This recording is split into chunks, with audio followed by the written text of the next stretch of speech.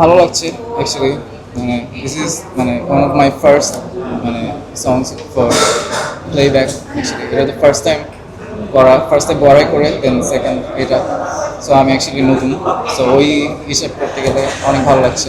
উনি পছন্দ করেছেন, উনি বলেছেন হি লাইকস দ্য সং। স্টুডিওতে জাহিদুর ভাই ফর মি, রুশু ভাইও আসেন। রুশু ভাই এই গান, আমি যে গানটা করেছি রোমান্টিক গানটা, ওটার কোরাসটা করে। So it was amazing. স্টুডিওতে ওদিন আমার যতটা মনে আছে যে বৃষ্টি হচ্ছিল, অ্যান্ড উই ওয়ার দেয়ার। রুশু ভাই ছিল, জাহিদুর ভাই ছিলেন, আমি ছিলাম, নিবিড় ছিল, সানি ভাইও এসেছিলেন।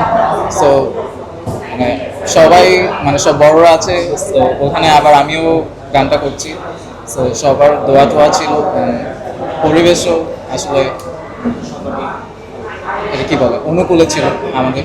সো বাইরে বৃষ্টি হচ্ছিল, অ্যাম্বিয়েন্টের অভাব হয়নি।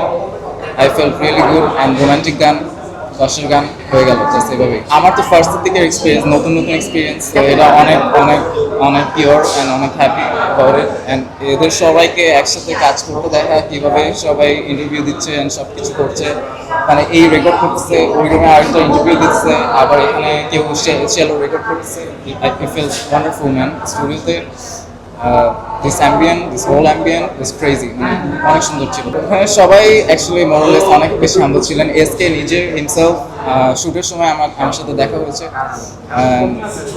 হি was great man, he was great, he was great with me too. মানে উনি আসলেন, দেখা করলেন, প্রেজ করলেন আমাকে যে অনেক ভালো ভোকালিস্ট, অনেক ভালো গান গিয়েছে। ফিলস গ্রেট আসলে। মানে সবাই মানে মানে নর্মালি মানে আর্টিস্টরা তো জানেন না যে ফার্স্টে যে আসলে গানটা কি হিট করবে কিনা, গানটা কি ভালো লাগবে কিনা, ভালো নাই লাগতে পারে কারণ।